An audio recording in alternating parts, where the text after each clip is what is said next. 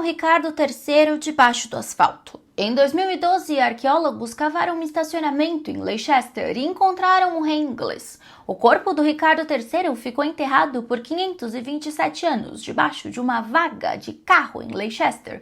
E quando os arqueólogos abriram a terra, descobriram duas coisas ao mesmo tempo. Primeiro, que ele realmente morreu numa batalha brutal. E segundo, que metade da história que você aprendeu sobre ele provavelmente foi propaganda política. Porque o Ricardo III não é só um rei morto, ele é o maior vilão da história inglesa, escrito por um dramaturgo que trabalhava para a dinastia que tomou o trono dele. Shakespeare transformou o Ricardo num monstro corcunda, assassino de crianças, um demônio político perfeito. O problema é que quando você olha os ossos, o DNA e os registros da época, essa história começa a parecer menos história e mais campanha de difamação medieval. Então, antes de repetir que o Ricardo III foi o pior rei da Inglaterra, talvez valha a pena perguntar uma coisa muito simples: quem escreveu essa história e quem precisava que ela fosse mentira? Oi, coroados e curiosos, eu sou a Steph e hoje a gente vai cortar essa história no meio. Imagina você, num belo dia, ir buscar o seu carro no estacionamento e encontrar um corpo de um rei morto há mais de 500 anos. Sim, isso aconteceu. Estamos em Leicester, no ano de 2004. Philippa Langer atravessa o estacionamento de funcionários dos serviços sociais da Câmara Municipal. E ela não é uma mulher qualquer, ela tem aquilo que a gente chama de hiperfoco no Ricardo III, sabe? Ela era uma roteirista escocesa, membro da Sociedade Ricardo III e obcecada desde 98 com a história não contada dele. E aí a gente não sabe como, se foi sorte, se foi vozes do além ou vozes da cabeça dela, mas ela parou no meio do asfalto e olhou para o chão e tinha uma letra R, que significava reservado. Mas aí, plim, ela juntou a informação de que aquele estacionamento era antigamente o antigo convento de frades cinzentos de Leicester e dizem que lá o Ricardo III foi enterrado depois da Batalha de Bosworth, em 22 de agosto de 1485. Claro que ele teria sido encontrado de uma forma fácil se não fosse pelo nosso querido bifão do Henrique VIII, que demoliu o convento em 1538, quando dissolveu diversos mosteiros. Aí, enfim, aquele local virou jardim, depois quintal, depois estacionamento, e ninguém tinha se dado ao trabalho, realmente, de procurar o corpo, porque ninguém esperava encontrar nada de útil depois de 500 anos. Mas a Philippa resolveu ir atrás dessa intuição e passou anos construindo projeto, pesquisa em documentos históricos, levantamento com o radar no chão, negociações com a Câmara de Leicester, corrida atrás de grana. Só que o patrocinador acabou desistindo de financiar em 2012. E aí todo mundo decidiu dar uma mãozinha. Membros da Sociedade Ricardo III doaram 13 mil libras em 2 semanas para o projeto não morrer. A Universidade de Leicester entrou com mais dinheiro. Mas enfim, era algo complicado, tanto que o arqueólogo-chefe Richard Buckley admitiu na coletiva de imprensa antes de começar que era uma aposta improvável. De qualquer forma, eles começaram em 25 de agosto de 2012, data simbólica, já que naquele dia fazia 527 anos depois do enterro oficial. E vocês não vão acreditar, no primeiro dia, na primeira trincheira, e 6 horas apenas depois de começar, eles encontraram ossos de perna humanas que estavam no asfalto. E 10 dias depois, o esqueleto já estava completo e retirado do chão. A cabeça estava inclinada para frente e para o lado, a cova tinha sido cavada curta demais para caber o corpo inteiro, ou seja, o Ricardo III nem recebeu o básico de um enterro decente. Ele estava dobrado numa cova rasa, sem caixão, sem nada, com a cabeça torta, porque ninguém se importou em medir direito.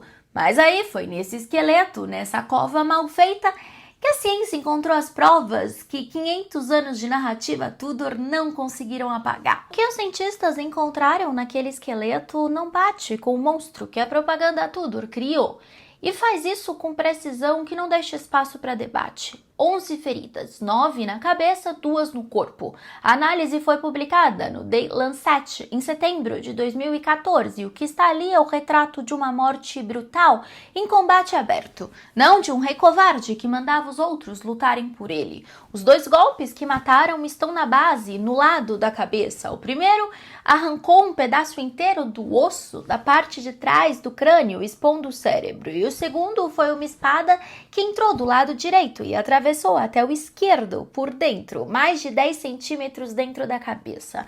A ausência de ferimentos nos braços confirma que o Ricardo ainda estava de armadura quando morreu, mas não tinha elmo. Perdeu o elmo em algum momento da batalha e foi apanhado com a cabeça descoberta no momento decisivo.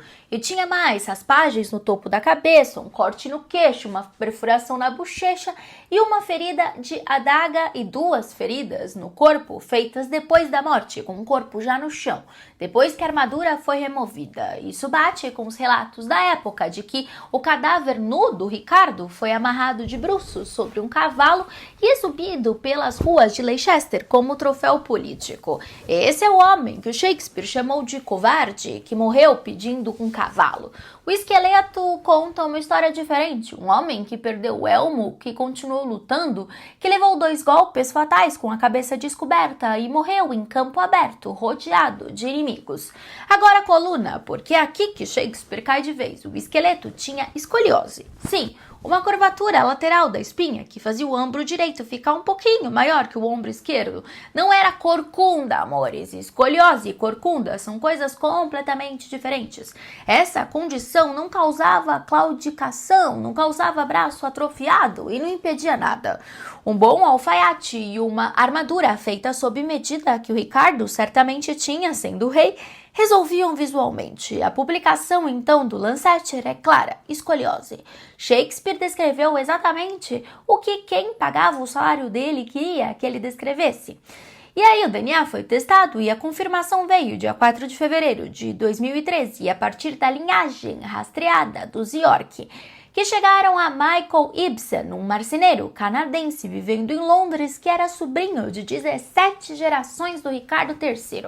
A correspondência foi perfeita e a probabilidade de ser outra pessoa é 1 em 6,7 milhões. Então, o arqueólogo-chefe declarou em coletiva: era o Ricardo III, o último rei plantageneta da Inglaterra, encontrado debaixo do asfalto de um estacionamento e identificado pelo DNA de um marceneiro canadense. Agora a gente se pergunta por que um rei com escoliose se transformou em um monstro corcunda na história oficial. Ah, vou aproveitar e responder o comentário desse desquerido aqui. Olha que fofo. Não, eu não recebi nada para difamar os Tudors, amor. Eles são a minha dinastia preferida. Foram objeto do meu trabalho de conclusão de curso de monarquia lá em Westminster, sabe?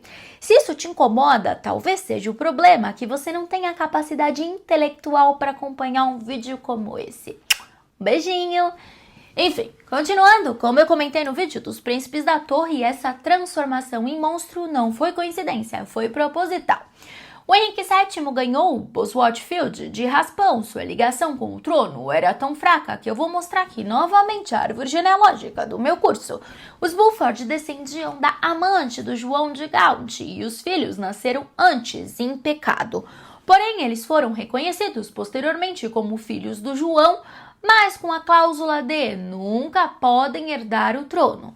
E por esse motivo, o Henrique VII precisava que o Ricardo III fosse o demonão, não por rancor, por necessidade pura e dura da política. Vilão convence golpe, monstro justifica guerra, propaganda vira história. E aí a cadeia de fabricação começa. Outro comentário aqui é lembrar do nosso vídeo sobre a ideia de que a Isabel de Castela não tomava banho. E eu expliquei que os mouros tinham banhos públicos e quando você toma o poder de uma outra civilização ou sociedade, você precisa mostrar que a anterior era bárbara e que você é muito mais evoluído. Isso aconteceu da mesma forma aqui na troca, de de dinastia. Vamos pegar um exemplo bem concreto. John Rawls foi um cronista que durante o reinado de Ricardo III escreveu elogios ao rei, dizendo que ele punia transgressores das leis. Aí, curiosamente, depois da ascensão do Henrique VII, ele mudou, dizendo que o Ricardo nasceu após 2 anos no útero, com dentes formados e cabelo comprido até os ombros. Depois veio Polidori Vergil, um historiador italiano que foi para a Inglaterra em 1502 e escreveu a história oficial do reino com o incentivo do Henrique VII, pintando Ricardo como hipócrita consumido por ambição. Depois veio Thomas More, que tinha 7 anos quando Ricardo III morreu e cresceu na casa de John Morton, arcebispo que foi preso por Ricardo e depois virou chanceler do Henrique VII, que escreveu uma biografia de Ricardo III que deixou inacabada. Foi publicada depois da morte dele e ainda é citada hoje como uma fonte histórica séria. O More nunca deixou claro de onde tirou as informações, nunca podiam ser vozes da cabeça dele ou vozes do Henrique. Enfim, e aí chegou o Shakespeare, o Ricardo III, escrito entre 1592 e 1594 durante o reinado da Elizabeth I, neta do Henrique VII. O Shakespeare pegou tudo que veio antes, amplificou, criou a corcunda, o braço atrofiado e o discurso onde o Ricardo declarou que ia se provar um vilão. Se você assistir a série Hollow Crown, que é baseada nas peças de Shakespeare, você vai ver, ou você também pode ler a peça. Ele é um dos vilões mais memoráveis da literatura inglesa e foi escrito enquanto a família, que precisava que ele fosse exatamente isso, governava o país. Tem um detalhe que pouca gente sabe, o retrato mais antigo do Ricardo III, esse daqui, foi fisicamente alterado. A linha do ombro direito foi elevada com tinta sobreposta para exagerar a simetria. Isso é visível aqui pelo raio-x, porque a tinta envelheceu diferente da original. Alguém pegou o retrato e fisicamente o modificou para fazer a condição parecer pior do que era. Agora você olha então lado a lado aqui, a pintura, o RX mostra, dos ombros. Isso não é propaganda abstrata, é adulteração de evidência física. Enfim, aí a gente chega no século XX. Em 1924, um médico de Liverpool chamado Samuel Saxon Barton decidiu que era hora de parar de aceitar Shakespeare como fonte histórica. Ele fundou a Fellowship of White Boar, o javali branco, que era o emblema pessoal do Ricardo aqui do lado, com uma ideia simples e considerada completamente excêntrica na época. Pesquisar a história real do Ricardo III usando documentos originais, sem partir da premissa que ele era culpado. Claro que o mundo acadêmico não levou a sério por décadas, eles eram igual o moço do comentário. Achavam que a sociedade era de pessoas sonhadoras, que não conseguiam aceitar que o vilão favorito de Shakespeare era mesmo vilão. Aí a organização ficou parada durante a Segunda Guerra, foi reconstruída em 1953 e virou a Sociedade Ricardo III em 1959, que publica a revista acadêmica desde 1974. Tem hoje 4.500 membros em mais de 20 países e foi ela que ajudou a financiar a escavação de 2012 e achou o corpo. Pois é, a organização que o mundo acadêmico tratou como clube de sonhadores encontrou o corpo. O lema da sociedade é em latim, veritas temporis fila. A verdade é filha do tempo. Levou 100 anos, mas veio, e o que a sociedade sempre argumentou e que o esqueleto confirmou é que os registros de Ricardo III como governante não batem com o monstro que a propaganda Tudor criou. O Ricardo governou 2 anos e nesses 2 anos ele fez coisas que não batem com o retrato de monstro. Proibiu impostos sem autorização do parlamento, reforçou o julgamento por júri, criou mecanismos contra prisões indefinidas, deu representação legal ao norte da Inglaterra e deixou com que pobres pudessem alegar os seus problemas diretamente para o monarca sem pagar advogado, porque eram muito pobres. Detalhe que há registros da cidade de York, a cidade que tinha relação próxima com Ricardo, desde quando ele governava o norte, que registraram um luto genuíno depois da morte dele em Bosworth. Não é protocolo, é tristeza documentada de uma cidade que o conhecia como governante real. E não tem registro parecido com Henrique VII, pensa nisso. E aí, depois do corpo achado, a melhor forma de reabilitar era lhe dar um enterro digno, né? Chegamos a março de 2015 e o Ricardo III recebeu o enterro que lhe foi negado por 530 anos. Você pode pesquisar aqui no YouTube, mas só quando esse vídeo acabar, ó. Tô de olho.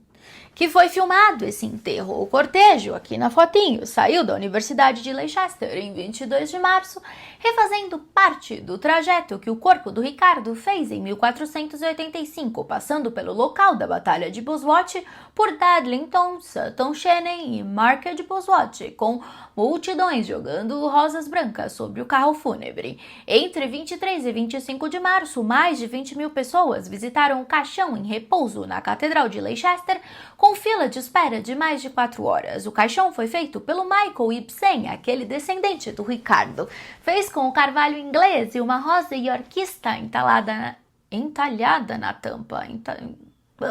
Dentro foi colocado o livro de orações pessoais do Ricardo III, encontrado em sua tenda depois do Bosworth, e um rosário com a rosa de York. Cada osso foi envolto em lã e os ossos menores foram colocados em bolsinhas de linho com rosas costuradas por crianças da King Richard III Infant School of Leicester. A cerimônia de enterro foi dia 26 de março de 2015.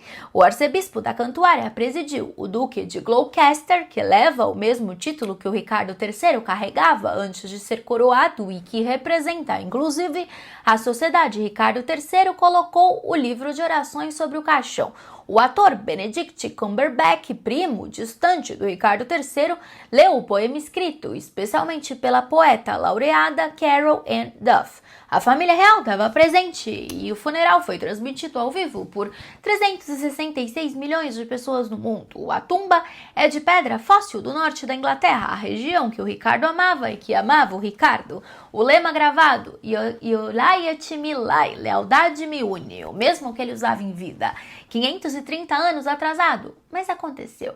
Só que a história do Ricardo III não termina com um enterro digno, termina ou não termina com aquela urna trancada em Westminster Abbey, que ninguém autoriza abrir. Eu já comentei no vídeo de sexta-feira, vou colocar ele aqui no final do vídeo, aquele vídeo, para vocês verem, mas resumindo.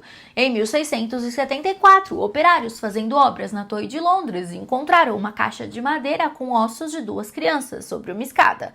O rei, na época, Charles II, mandou colocá-los numa urna na abadia de Westminster em 1678, e a inscrição em latim aqui declara elas vítimas do Ricardo III. A urna tá lá até hoje. E aí, em 1933, com a autorização do rei George V, a urna foi aberta e os ossos foram examinados. O resultado inconclusivo e a urna foi fechada de novo. Aí chegamos a hoje, temos os ossos do Ricardo que foi encontrado, temos descendentes Yorks vivos e temos a tecnologia disponível, que pode descobrir tudo, a idade dos corpos, se são os príncipes da torre e também indícios de como foi essa morte. Mas a família real negou o pedido de abertura e teste, dizendo que era pela memória histórica. Coincidentemente, eles são descendentes do Henrique VII, o homem que matou Ricardo III e transformou ele nessa imagem que conhecemos. Enfim, Ricardo III foi encontrado debaixo do estacionamento. O DNA identificou o esqueleto, provou que a corcunda não existia. As reformas existiram, o enterro aconteceu e a reabilitação começou. E dentro daquela urna podem estar os únicos ossos que responderiam à pergunta que destruiria ou confirmaria a maior acusação contra o Ricardo III. A verdade é filha do tempo. Às vezes o tempo demora mais do que deveria, mas acontece. Aproveita e se inscreve no canal e se torna membro, porque tem muito mais arquivo para eu abrir. Eu te espero amanhã às 8 horas da noite para o próximo Steph Flix. Um beijo grande.